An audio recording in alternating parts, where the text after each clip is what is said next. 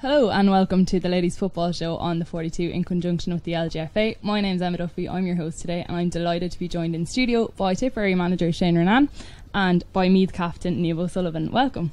Hi Emma. How are you? Good.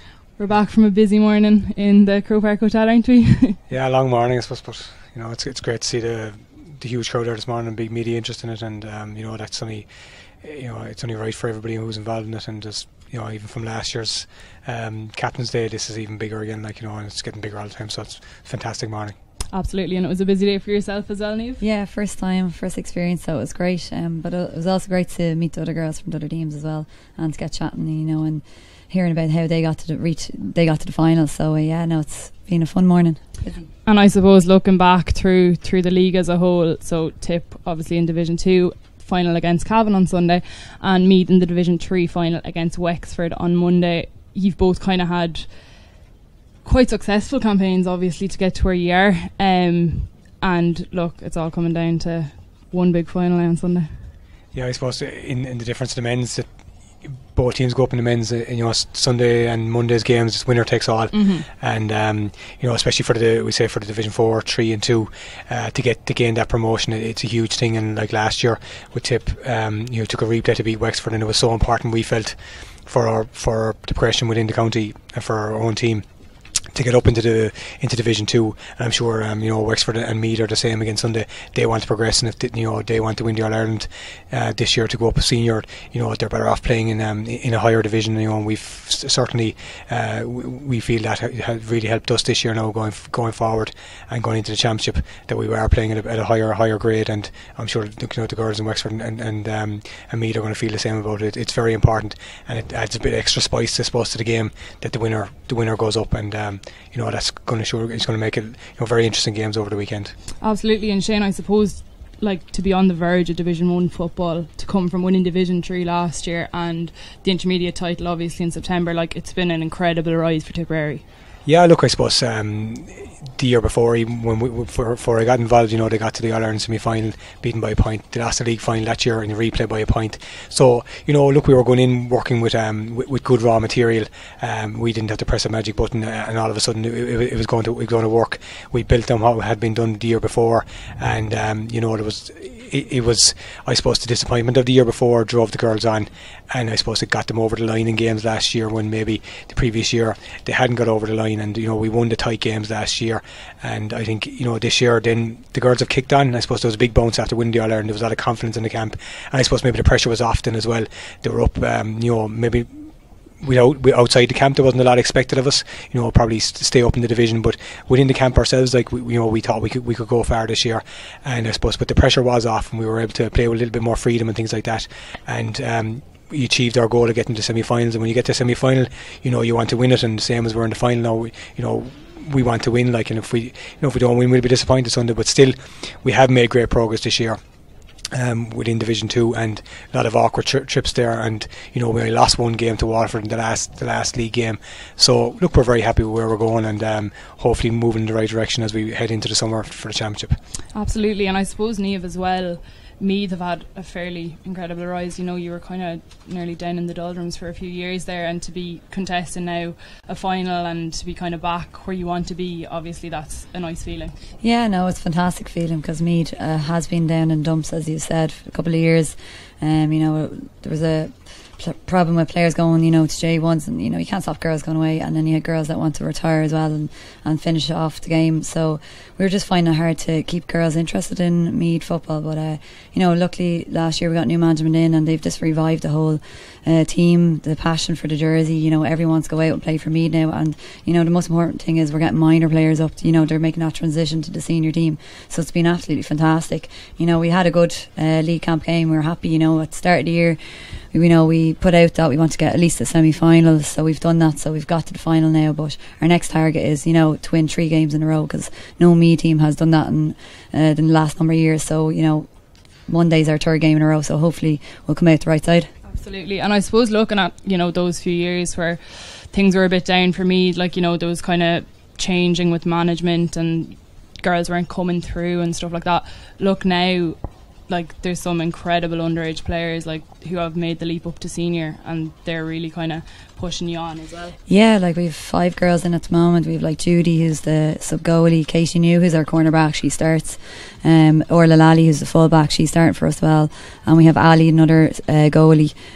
So like there's loads of minors there that are coming up, and like it's great to see. They really push us on at training. So, and it was great to see as well, because me got into Leinster A minor Leinster final on Sunday. Unfortunately we lost to Dublin, but it was great to see, you know, me competing at a Leinster A final, you know. Of course, and I suppose as well, like looking at kind of club wins like with Dunboyne, and then even looking at Vicky Wall winning O'Connor Cup with DCU, all these things kind of help boost morale as well. Yeah, it's been great. Like Dunboyne have won the junior 2 years ago, and then last year they won the intermediate All Ireland. So I'm sure they'll be looking to go for the senior All Ireland this year, and they'll be out. You know, they'll be setting out to, you know, win the Meath club championship this year. And then you have Avie and Cleary there as well for Ashburn. You know, so it's great to have 2 Meath girls in the DCU. Win a team, and we also had 2 girls on the Dundalk team. Unfortunately they didn't win their final, but it was great to have a few girls involved in that college weekend. Absolutely. And I suppose, Shane, looking at Tipp, obviously all attention right now is on Cavan on Sunday and the league final, but you know, Munster is just around the corner, as we say. Yeah, look, I think that the benefit of getting to the latter stages of the league and is that you get competitive games in the lead up to your provincial championships. Like, and I suppose since the Munster draw was made there in at the end of February or something like that, you know, Cork has been on the horizon, and it's certainly a game that we're really looking forward to. You know, a bit of apprehension in it as well. Are we ready for that step up? You know, to play the queens of ladies football, like, you know, and that's the standard we want to be at. And I suppose when you going out to face Cork, you know, can we compete with them? And you know, I suppose we've geared a lot of what we're doing towards that, and having these competitive games like the last day against Armagh and against Cavan on Sunday again will prepare us well, we think, for the Cork game. You know, if we'd been beaten last Sunday, we would have a 6-week gap to our next competitive game. Look, we have a 4-week gap after this week, after Sunday's game. You know, it should give us enough time to get things right again if anything goes wrong. And you know, like that Cork game is really important, and we you know, we're ready to have a cut off them. Like, you know, and look, we know we're going to have to make a lot of improvements, you know, to be even competitive with them. But that's where the girls want to be. They want to be playing against the best teams in the country, and you know, that's where we'll see whether we're at the standard or not. And if we're not, we'll have time to go away and work on it again before we go into the All-Ireland series. And if we do well against Cork, you know, it should give the girls great confidence going forward for the rest of the summer. Of course, and I suppose there is that bit of spice as well. Like, you know, you've been involved with Cork teams, you obviously have been over Mornabbee as well, so there is that bit of kind of competitive edge. Yeah, look, Mornabbee training at, you know, a couple of matches played this year, and you know, there's a bit of banter going on, and I think I said I might skip Mornabbee for 2 weeks before the game, because look, there's a lot of Mornabbee involvement in the Cork team, and look, I was there myself for a couple of years, and you know, I had 2 great years with them, and you know, I have great respect for everybody who's involved there. You know, all the players, and you know, I know the management as well. They were very good to us with UCC and things like that, and you know, I suppose Elaine Hart as well. Like, Elaine has 8 All-Irelands medal, one with Cork as well. Like, so you know, there's a big Cork involvement within the Tipp panel, and you know, there's going to be, I suppose, great interest in the game. You know, we were down at, you know, Bridget O'Brien's funeral last week, and there was fierce talk about the Tipp Cork game, you know, and there's going to be great interest, and it'll be a very interesting couple of weeks. And as I said, I think I might skip Mornabbee training for a while, because you know, the banter will be too much. And but look, the girls, it's very good natured, and we've all got a healthy respect for each other, and you know, they know that, and they know the Tipp are going well as well, and they've a lot of respect for the Tipp players. They've seen them, you know, in UCC and DCU and UL.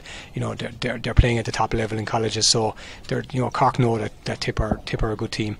Absolutely, and I suppose you mentioned Bridget there as well, and we were just speaking off air about how it's been kind of a very tough few weeks, just for ladies football in general. Of course, with Rachel Kenneally passing away too, that must have been difficult. Yeah, look, it has been there the last few weeks. I suppose, you know, a month ago when we found out Rachel hadn't long to live, you know, it was a very tough time for a lot of the panel who'd played with her. You know, I was involved with her for a couple of years at minor level, and she played in the senior team when I was last involved. You know, and I suppose the girls, look, they dealt with it very well, and you know, they're a very resilient bunch, and there was a great turnout at our funeral and things like that, and I think it showed how strong ladies football is in Tipperary, and look, the wider community in Tipperary really banded together and got behind their family and things like that. And look, it has been a couple of tough weeks, but the girls are, they're, as I said, they're very resilient, and they know they've someone looking down on them now who played with them and soldiered with them, and she was very important to everybody involved. And look, I think they've honoured her memory already, and you don't like to overplay it, but she is looking down, and we know that, and she's willing them on, because it was very important last year in the All-Ireland final. The previous time they've been in All-Ireland final, Rachel played cornerback, and we were very aware of the fact that she was going to be at the match, and we really wanted to, when people were a bit tired maybe in the All-Ireland final, just to give that a little bit extra. But we knew Rachel, if she hadn't been sick, she probably would have been, in a way, she probably would have been involved with us, because that's the kind of calibre of player she was. And I suppose, look, Bridget as well, for myself and Elaine and who were involved with Cork, Bridget was a fantastic lady, and she was brilliant to all of us. And she's texted me before all the Tipp games last year, and after all the games as well, and she was at all the Mourne Abbey games, and she was a great lady. And I know that John, her husband, and the family were delighted with the turnout last week at her funeral, both on the Sunday night's removal and at the burial. And there was a huge Cork turnout. There was so many All-Ireland medals there, it was unreal. And she was very, very proud of the fact that she was involved with Cork, and she was a fantastic lady and fantastic person to everybody who was involved. She was like a mother to us all, and the same to me. You were treated like one of our own, and she was just a great presence, and she'll be, she's sadly missed, and she won't be forgotten, and Rachel won't be forgotten. But I think it just brings together the importance of sport at these tough times, that people can stick together, and that they can work their way through it, and it just gives a perspective in life. Rachel had a fantastic perspective in life. Even when she was sick, she didn't let it get to her. She was very positive all the time, and I think that shone through to everybody who knew Rachel. And I think that goes through the team as well. Like, just things are going wrong and you have a bad day or whatever, but you get up and you get on with it, and you put a brave face on, and you just drive on. And I think that's epitomised by the way our own girls have dealt with it, and they're just driving on. They won't forget her, but she is driving them on. Absolutely, and I suppose you touched on that sense of kind of community within ladies football and within the GA in general, and like, obviously being involved with a team environment, there's kind of nothing like it, isn't there, Niamh? No, there isn't, because you're literally living with each other nearly, because you see each other more than you see your family and maybe your other friends. You're out like 3 to 4 nights a week, if not 5. So like it's a great buzz. Like, you do look out for each other, and if you're having a bad day, the girls are there to pick you up. And like our manager Aim would often say, when he took over, like, he wanted to create the fun element back in, especially with Meath. And he said, the minute we came into the gate, leave your problems alone, come in and just do an hour and have the crack. But obviously, you have to put in the serious effort as well. But it does come down to that. Like, the girls, you do have a little family in there, and you do look out for each other, and it's no better. You can't describe the bond. It's just it's amazing to be part of. Absolutely. And I suppose you've been involved with Meath for quite a while now.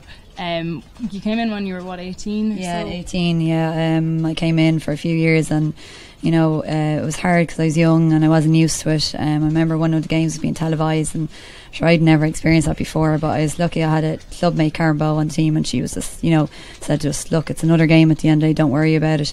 And then, I got a few injuries, and I decided to step away and concentrate on my club football. The confidence was down as well. So then 2 years ago, I got asked back in, and I haven't looked back since. Brilliant, good stuff. And I suppose you mentioned there about, a game being televised back then, and I suppose it must have been a huge deal. How much do you think, like, ladies football in general has come on over the last few years? Like, I suppose this year there have been a few kind of landmark things with, like, obviously TG4 have been brilliant through the years, but Air sponsorship and their live viewings and stuff like that, and then just just media attention in general and just interest has completely come up. Oh, totally. Like, back then when I started playing, it was an odd game that was on television. Now it's like there's a good few league games, like, in all the Division 1, 2, 3 and 4 is being televised this year. So last year I think it was 3 and 4 were streamed, so that's a huge step in itself. And then we have Lidl on board this the last few years as well, who've like really helped get the ladies football out there, and especially across worldwide. I think it's becoming big in Australia, even Abu Dhabi, Dubai. Like, it's coming huge in America as well. So it's great. Like, even at the launch this morning, the amount of media people there, like, and asking you for interviews, you're kind of like, whoa, what's going on here? So yeah, no, it's amazing. It's it's only going to keep growing, and it's great. Like, it's great for the ladies to get a bit of recognition, because we do put in just as commitment as men. Absolutely, and I suppose, Shane, you've been involved with the ladies' game for a long time too, so you've seen it kind of develop and grow too. Yeah, look, it's gone massive, and I think the people are beginning to recognise how good a product it is, and they enjoy the games, and there's so much intensity in the games, and all the 4 Division 1 and Division 2 semi-finals were all tight games and fierce excitement, and I'm sure the 4 games of the weekend will be huge again, and people who aren't watching it are starting to watch it, and it's a good product, and even the club final, so many people watched the club final, it had huge viewership, the Mornabbe and Carnacon game, and I just think people are realising like this is good to watch, and it's that the effort, as Niamh said, like there's huge effort put in, so huge sacrifice being made by the players, and they're doing just as much as the men, and I think they're getting the recognition, and they're I suppose they're starting to showcase themselves a bit better as well, and the media interest has become very big, and as I said, even compared to last year's Captain's Day, this one is way bigger today, and I think it's only going to get bigger, and shows like this is it's just fantastic, the sponsorship that the teams are able to attract themselves, and the government grant and all these things, these things are progress, WGBA, the day they had the other day last Saturday, for players, all these things are bringing the game on, and players know that they have to treat it seriously, and they are, and the standard has just gone through the roof, and same even the club scene, it's huge, and the school scene as well, there's so many exciting games this year, and new teams winning it, and Marie Hickey said this morning the amount of new schools that are playing ladies football, it's huge, even in the current climate where school sports is becoming more difficult to keep going, but it seems to be getting stronger and stronger every year in every province. Absolutely, and I suppose as a teacher yourself, you're really involved with teams and whatnot down in Clare. Yeah, Closhniski. I suppose we were talking about this morning that we've a huge membership of the panel with Tipperary. The last day the game finished with 10 players. One is a current student, and 9 were nine of the girls who finished that game were former students at the school, and I suppose we train out of there as well. We're very grateful to my boss below, Peter Creedon, and that we have that facility, and it's great to have a base. I was just on the Niamh about that. When you have a base, it's fantastic. You're not looking for pitches and things like that, and we're very lucky. And I suppose the school scene in Tipperary was very good this year. The Red Clonmel got to the All Ireland final in the A. They were beaten by the Red O'Cavan, and Prez Turles got to the B final. And they unfortunately lost as well to Glenamaddy, and 3 Tipp schools won the 3 top competitions in Munsters, A, B and C. So it's progressing all the time, and Niamh was saying there about schools getting, or the underage teams getting to finals, the Tipp under 16s beat Cork on Saturday. They're in the final against Kerry at the weekend, and Tipp under 14s are playing, having a replay against Kerry. They were only beaten by a point the last time. There was a bit of controversy, I think, it's into a replay. There's nothing, the teams are, all these teams are progressing, and the school situation is really helping that. There was a under 15 blitz there in Tipperary the other day, and there was so many schools at it. It was fantastic to see. In Rockwell there was 7 or 8 pitches going at the one time, and great credit to Tony Smith there for organising that, and John Ryan in Rockwell. And it's just huge interest in it, and girls want to go out and play, and they're looking up to, I suppose, the more exposure you're getting, their heroes now are the players that they see on television, and they know them all, whereas before they didn't really know them, and I suppose the only new players would have only known maybe the Cork were, I suppose, were the biggest team. Absolutely. They knew but now they're getting to see players from every county, and look, that's fantastic, and long may that to continue, because it's so important in school now with the well-being, and it's so important within the school setting about the healthy minds and all that, and healthy body, and to have them playing these games and giving them the opportunity is fantastic, and everybody's trying to do great work out there, and hopefully it'll continue, and hopefully it'll get stronger. Of course. And I'm right in saying you're a teacher too, Niamh? Yeah, primary school teaching. Brilliant. Yeah, so we have boys and girls teams, so we encourage at that level to get involved, and during PE lessons we also incorporate our Gaelic into PE, but also it's just at the end of the day, encourage kids to play and have fun, and then we have a development officer coming in from the local club as well, to try and entice kids to join as well. So no, it's really healthy, and my own club, the girls underage is flying. We have 2 teams nearly at every level, and it's just growing constantly, so it's great to see it. Brilliant. And you're teaching away near home, is it? Yeah, in St. Jochlan's National School, so yeah, no, I love it. So they'll be missing me today, but sure, it'll be grand. Will any of them come out now on Monday and see their hero? Yeah, I don't know. I haven't given away much information to them yet. I kind of don't get. They try and distract me to talk about football, but there's important maths to be taught in Irish, so I don't talk about it too much. But yeah, I'm sure some of them will come down to support me. Absolutely, and I suppose as well, to have your evenings and weekends, it does kind of go hand in hand with football. Oh yeah, like there's there's a good few teachers on our panel on the Me team, and there's actually one girl Kate Byrne, she's actually was a nurse and she's gone back to do teaching, and it's the hours, and it just suits football. You have your weekends free and you have your evenings free, and you can give more commitment. You can be fully committed. Like there's girls there that come straight from work, and they're given just as much commitment as I'm given, but it must be tough on their bodies because they're literally up at 7 o'clock, 8 o'clock in the morning, into work for 9, and then they're not leaving work till 5, half 5, and then they're going straight to training. It's fair play to them. I take my hat off to them, but is it really healthy for them to come straight to training? Luckily with us this year we've got dinners after training, so we're sorting out those girls and making sure they're properly looked after. Absolutely, and I suppose, Shane, as well, you're teaching PE, so that kind of goes hand in hand as well, and obviously kind of transferring things over and back between teams and stuff. Yeah, I suppose I try maybe to stay away from the ladies football in PE and GA because you're at it every night of the week. You'll be trying different things with them, but giving different experiences. But I suppose we're trying to make it as important as possible, the PE, and to keep them fit and healthy and active and things like that. And it's hard in the current climate with the there's so much pressure on them with the the new classroom based assessment and things like that. It's become it's going to be sidelined a bit, and a lot of the stuff that's been said in the media about this great thing about PE becoming an exam subject. I think a lot of it, to be honest with you, it's just talk, because the elite students are going to do PE anyway for their leaving cert, same as the best musicians do the music and things that. I don't think having PE as an exam subject is going to solve the obesity problem we have in the country. And I think more the department and the NCCA need to look at things like that more emphasis should be put on the wellness and things like that, and the sports side of things and the extracurricular. And it is becoming more difficult to get school teams out because of the classroom based assessment and things like that, and I don't think that was ever thought of by the department when they were coming up with these things. But within the PE department in school, we try to promote as much, we try to stay away from maybe the mainstream stuff and get them playing different things, and and just encourage them, you go for a walk in the leaving cert and get them to go for a walk. They're stressed out, with their studies, they don't really want to maybe do PE, but just get them go for a walk and things like that, and they can switch off and things like that. And it's so important that they can de-stress, and that's something we try and do as much as we can within the PE department and care, just to look after those kind of things as well. It's so important. Look, we see it ourselves. You need to switch off, and they need to switch off as well, especially the girls doing their girls and boys doing their leaving cert, and it's such a stressful time of the year for them.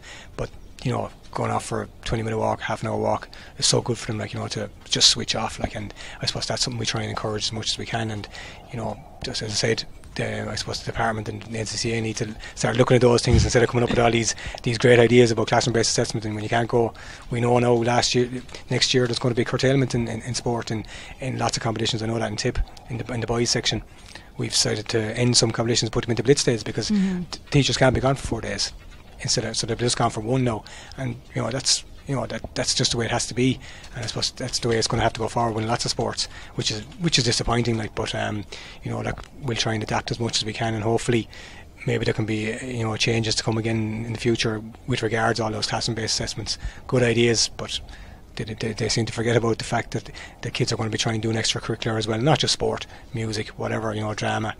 And it's just curtailing all those things. So hopefully, when they do their next review, that they might think about that, the importance of physical activity and wellness and things like that, and which is so important for everybody now. I think surveys are done now at the moment. What parents are asked, what you want most out of your child from secondary school, and that they're healthy and they're happy, and that we need the increased PE, the increased time for things like that. That there's time out for things like that, and I think hopefully going forward things can improve in that. Absolutely, and I suppose at primary level, Niamh, plenty of PE for your kids. There's a new initiative in Active Schools Week, so we've entered that. Una Crahan from our school took on that, and we won the Active School flag last year. So we just have a week long of different activities. It's not concentrating on any particular sport. It's just different activities, getting kids out there to experience all different activities, and really to get them out and exercise. As Shane said, like, there is a problem of obesity in Ireland, and you can see it. Like, there is. You see it sometimes when the kids come in and they're on about Fortnite and all these programs, and they're just glued to it. So it's very important that in like secondary schools or in primary schools that we do get the kids out and exercise. It's very important, and keeps them healthy and also keeps their mind off things. Absolutely. And I suppose I actually forgot to mention, but Shane, on your way to winning the All-Ireland with Tipp last year, it was actually Meath beating the semi-finals. So look, we're all soon friends, aren't we?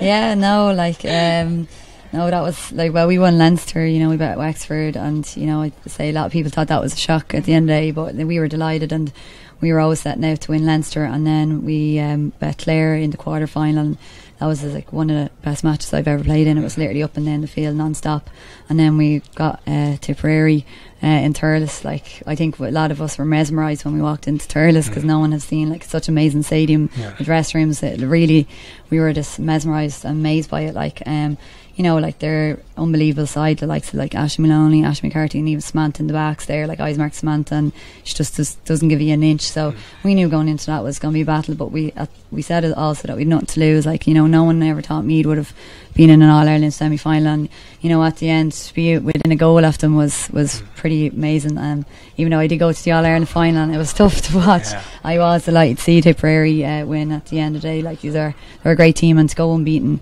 all last year, that's an amazing team. And I have to say, I reckon they're going to be a dark horse in the senior championship this year. Absolutely. What do you have to say about that, Shane? Look, I suppose we had our goal set on winning the All-Ireland last year, and as Niamh said, we got a whirlwind start against them, and we went 13 or 14 points up, and in fairness to them, they kept plugging away, and if the match probably went on 3 or 4 minutes longer, like, there was absolute heart attacks on the sideline, and I think I lost a bit more here, but it was. Look, I was at their game against Clare, and they were losing against Clare as well, and they came back and won that day, like, and it was, as Niamh said, it was a super game of football, like, and we knew that we'd have to be at very right, and I suppose we were very right at the start of the game and for the first half or so. And I expect maybe there was a bit of a lull and we got a bit complacent, the players did, like, and they took their eye off the ball, and I suppose it actually helped us going forward. If we had won the match maybe by 10 points, we might have been a bit complacent going into the All-Ireland final, and we certainly weren't then. Everybody knew they had to concentrate all the time, like that. When you're playing the standard of team like Meath and Tyrone and Wexford and all these teams, you can't take your eye off the ball, and you have to be concentrated all the time, and it certainly concentrated the minds for the Ireland final, and we were very cognizant of that going into it. We had to stay concentrated, and that was testament to the way Meath came back. And look, I'm not surprised to see them in a Division 3 final this year. They made a huge improvements, as Niamh said last year. After a couple of games, we played them in the first maybe game 3 last year, and we beat them well. They made huge strides from there, and and they kept it going this year. Like, it would have been the final kind of I was expecting. Like, I knew Wexford would be thereabouts as well. Like, and it's going to be a real tight game. Like, Wexford were very unlucky last year. Took a replay for us to beat them, beat them by 2 points, and in the championship we only beat them by a point after extra time. And that's the standard they're at. And like the two of them, I think would be thereabouts as the year goes on for the All Ireland glory as well. Like, and and as I said, they really want to win Sunday, so they're up in Division 2 next year, and it's so important to get up there. Like, and look, I wish them the very best luck Sunday. Like, they are a good team, and there's lots of good players there. Absolutely, and I suppose Niamh, looking at Wexford on Monday. Yes, Monday. I'm so confused between the days. So the Division 1 and 2 finals are on Sunday. So Tipp will be playing Cavan, and then the Division 3 and 4 finals are on Monday in Birr. But yeah, looking at Wexford, obviously you beat them in the Leinster final last year. There is kind of that bit of competitiveness between you. It's going to be a tough contest. Yeah, and especially in the group game down in Enniscorthy, they bet us well. We had a few girls missing. I'm sure they had a few girls missing, but we knew that was going to be tough. We played first 15 minutes really well, and then we just lost complacency. Maybe we couldn't believe ourselves that we were up by 6 points at half time. We didn't know what was going on. Maybe we're not really used to that, but Wexford then kicked in gear, and they just took control of the second half, and then we got a sin bin as well, which didn't help our situation. But like, we know, going down to Burr on Monday, it's not going to be any easy task beating them. We know it's going to be a hard game. Like, they love, giving quick kick outs. Mary Rose will be on the ball, she'll be giving the ball quick kick out, and they'll have the runners coming through. But we've been practicing stuff at training to try and counteract that. So do you know what? It's going to be a great game. I can't wait to play it, and I wish it was actually tomorrow. Can't wait to get out there. Can't wait to get out there. So yeah, looking forward to it. Brilliant. And I suppose then looking at Parnell Park on Sunday, Shane, two big games of football, and of course you're focusing on yourselves and Cavan. Cavan were there last year. They lost the replay, so they're going in for it too. Look, they are. They were very lucky last year. The first day they should have won it, I suppose. And Westmeath kind of pulled away the second day. All right. But we played them early on in the year, beat them by 3 points. I think we were nearly full strength that day. They were missing Brona Sheridan, missing Don English as well, and a couple of more, and they seem the team has changed a bit, and especially suppose those two players are probably the most well known who were missing, and they were certainly very good in the semi-final. And we know, James is a very experienced manager. He brings success wherever he's gone. Got promotion with Longford last year, was very successful in Armagh with Queens. I know him fairly well, and they'll have serious want, a bit like our own ones from last year. They want to get up to Division 1 after losing Division 2 final last year. Like our girls last year lost the Division 3 final, wanted to get up to Division 3 or out of Division 3, and it's it will be tough going, but look, I think if we play to our potential, there'll be nothing in it. I think it'll be, it's a real 50-50 game, and look, we're happy with where we are in our preparations, and hopefully a couple of little niggly injuries we have will clear up, and we'll be both full strength on Sunday and both go at it, and may the best team win, because it should be a very good game. And look, the Division 1 final is going to be a great game as well. It's going to be a very entertaining weekend of ladies football, and that's what we want. We don't want one-sided games and things like that. And I think all the two best teams in each division have probably got to the final at this stage, and may the best teams win. Absolutely. And I suppose just quickly on the Division 1 final, so obviously Dublin Mayo, with the repeat of last year's All-Ireland Senior final. Quick one, call it. I'm actually going to go with Mayo. Yeah, I just think in the last few games they seem to be getting goals. So yeah, no, I think Sarah Rowe will be on fire, and the two Kelly sisters, I think, will drive it home for Mayo. Absolutely. Shane? I'm going to go with the Dubs, because I think they were very disappointed with their semi-final performance. I'm sure there was a big step up in intensity in training, and they have never won Division 1. We beat them there in 2014. Came back at them, and they had won the league final. We won it by 2 points in the end. I think they really have a focus on it. They want to win it, and look, Mayo have been flying as well. It's going to be really tight, but I just think maybe Dublin's desire to get that league title might swing it for them. Absolutely. Well, look, we're looking forward to 4 very entertaining games of football over Sunday and Monday, and also the Division 4 final between Louth and Wicklow is on in Burr as well.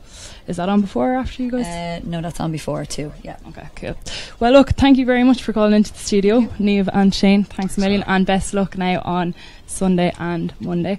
Thank you very much for tuning into the Ladies Football Show, and we'll be back soon for more Ladies Football chat. Thank you.